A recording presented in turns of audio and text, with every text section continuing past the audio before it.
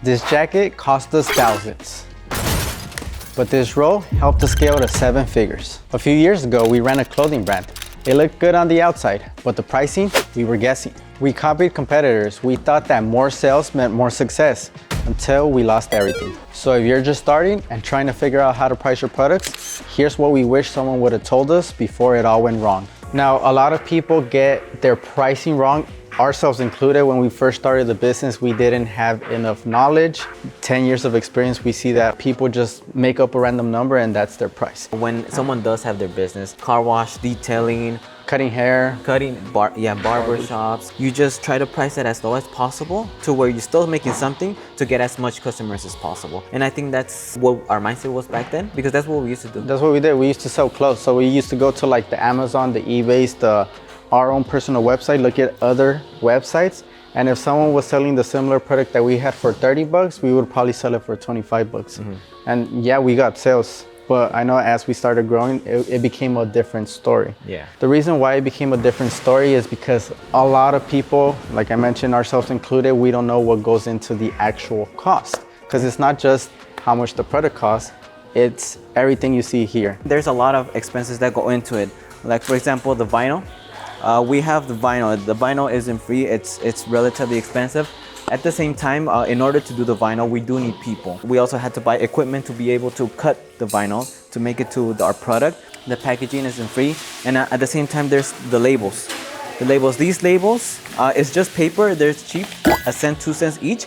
But then each label represents like 5 to 6, maybe 10 bucks of the cost of the label itself. So there's a lot of expenses. And then there's expenses that we don't see that are related to the product. So for example, electricity we use, it isn't free. The warehouse itself? The warehouse itself, like we're here covered, isn't free. At the same time, to make it a little bit more comfortable, we also use some of the Mini splits, HVAC systems. Yeah, so we got some of those. At the same time, the palletizing, and then there's one-time expenses that aren't cheap. So for example, this one, it was probably a mistake, but this wasn't cheap. It was what, 30-something thousand? Yeah, so there's a lot of mistakes, investments, but then there's also like the fees for the marketplace that we sell in. When we had to talk with the accountants, when we had to do legal stuff, when we had to pay the city, the federal government, if we had to get permits.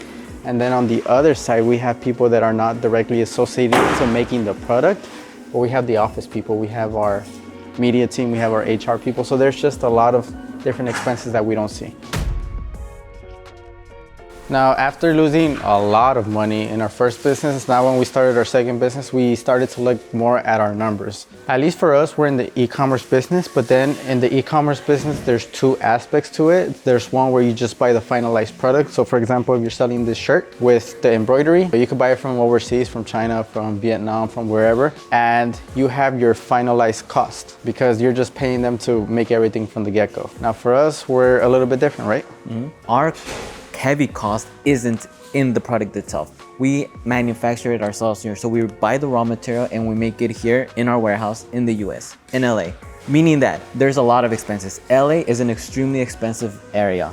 If you guys have visited, if you guys just go on Zillow, go on LoopNet, the rent is crazy. The cost it's wild. It's crazy. Even though we don't have the cost of the product isn't high for us, everything else is extremely expensive. Labor, minimum wage here is 20 bucks an hour. Our cost, like how I mentioned and I'm reiterating, it's very different. It's more on the actual manufacturing and everything that entails. The people, the warehouse, the location, the machines, the space that is needed.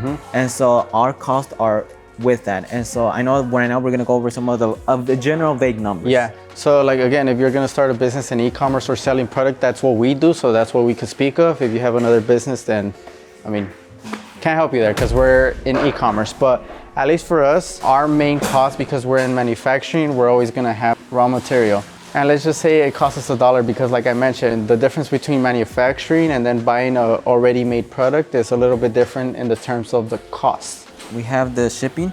Shipping, and is it shipping to the customer or? No, the shipping that essentially we pay to the actual raw material manufacturer for that raw material to get to us. So we have that, we have labor. So this wouldn't necessarily be the same thing for an e-commerce business that already has a finalized product. Yep. But because we're in manufacturing, we have labor. Yeah, and then other direct materials. So like for us, I know that we use certain tapes, we use certain materials to go on the actual product. So the purpose of this is so you can start to understand all the cost that goes into your product, your services, whatever it is to fulfill it, to sell it. So then for us, that's our direct material. Again, just numbers, so it's a lot easier to understand. Let's just say this one cost us $1. Shipping cost us $1, and this is per unit. Just to make it simple, I'm gonna price raw materials at $1, shipping $1, and because we're in manufacturing, labor is our most expensive cost for the cost of the product, which is gonna be $2. And then our direct materials is gonna be $1. So in total, the cost of goods sold for us, it's gonna be $5. So the product cost equals $5. But I know we also have other expenses like the marketplace fees. Yeah. So for example, let's say $50. Okay. And let's say the biggest marketplace that everyone knows of is Amazon. It depends, but let's just say the marketplace fee for that one is 15%. So with that, let's just say we have a product that is priced at $50. 15% of 50 is $7.50. And that's just because we use Amazon and they help us sell. And so they just take a cut, right? And then we have the packaging for the customer. Let's just say it's cheap. Like boxes, right? Yeah, $1. And then I know we also have the labels, the shipping itself. So what we pay USPS or UPS averages around $5. So in total, all of that roughly equals to $18.50. The direct cost that we see coming out of the product is $18.50. So if we wanted to minus that 50, 31, right? $31.50. 31. Now, even though we have $31.50, that doesn't equate to the profit because, like I mentioned, there's going to be other expenses that you don't see. You have the warehouse, the utilities, other people's salary. You have permits, licenses, taxes. If you have accountants, lawyers, so there's equipment. Yeah, there's a lot of expenses that you're going to do. And so with all the expenses that you mentioned, let's just average it out. All the expenses divided by the amount of units. So that's just say it's $20. $20. Essentially, if I'm selling something at $50, again, it's really important to look at your numbers. You look at all your numbers and let's just say it comes out to $11.50. So now per unit, for each unit that you sell, you're gonna have $11.50 that you're gonna be able to either take home, reinvest, or save it for a rainy day. Now, I know it was kind of like just general numbers, and this is what we would recommend for someone to dive deep into to see how much it costs them to have the product and then all their cost, and then how much they're gonna have profit to see if it's gonna be a profitable product or they need to find something else. So this is a good rule of thumb. Now, however, I know for us, we have a certain way of figuring out how much to price our products. Yeah, so I know we have, for each category of products that we do have, we have a general guideline per se. I know it does vary depending on the product, depending on the car, also depending on the sizing of the product that we do actually create. But in general, we try to see what the product does for the customer. So for example, one of our products essentially blackens out a lot of the car, making it look like a higher trim level. And so if we just look at one of the trim levels, older Camry, right? Usually the lower trims, they tend to be basic. But as the trims goes up, they tend to be blacked out, they tend to look more sporty. And so that's what our product does. But if you were to buy the car that is basic, or you were to buy the most expensive versus the basic one, it's several $1,000s. And so our products in essence deliver several $1,000s value worth of value. With that, we price accordingly, and right now we're working on it so that the product is better, so we can price it higher. But in general, we try to see what type of value our product provides to the customer, and then from that work our way down. And so in a sense, we look at what the product is doing for our customers, and we go based off on that.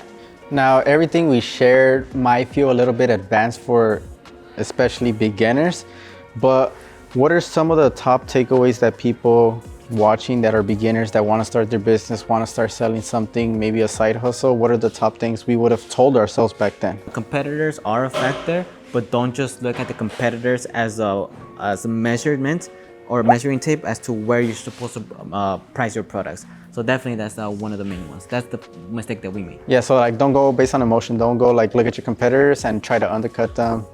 Yeah. The other one is making sure that you have enough margins to operate your business. So it's the cost of goods, the cost of the product is you have to look at that. But then there's also other expenses, especially as you scale. You're gonna have warehousing, you're gonna have labor, you're gonna have other expenses that you can't even foresee. We have some expenses that we didn't even know we needed, and it's just part of just doing the business. So making it so that you look at your numbers, your revenue, and you also look at your cost, and really basing it off your pricing. Yeah, and then one of the things I will say is that you're gonna make mistakes. We made a lot of mistakes that cost us a lot of money, and it's just part of being an entrepreneur, part of owning a small business, part of going into that. So it's all right, you're gonna make mistakes, we made mistakes. Price it so that whatever it is that your price is, you deliver more value to the customer. So pretty much like one of the examples that I know that we saw on YouTube is that it doesn't really matter what it costs you. The only thing that matters is what value the customer gets out of it. So for example, like in cell phones, to add you to their plan, it only takes a cent or 2 cents, but they're charging us $50, $100. But it's because the amount of value that having that connection, having that cell phone service, how much value it does to us. So that's why we're willing to pay 1,000, 2,000, 3,000 times more than what it actually costs for them to add us to there. So really, the cost doesn't matter. It's just what does your product or service offer to your customer, and go based off on that. If you really found this valuable, because I know this is the type of information that we use to scale our business to this year. We're on track to do over 5 million. It's never would we have thought. So if you found this valuable, if you want to just follow the journey or just actually learn, make sure to subscribe.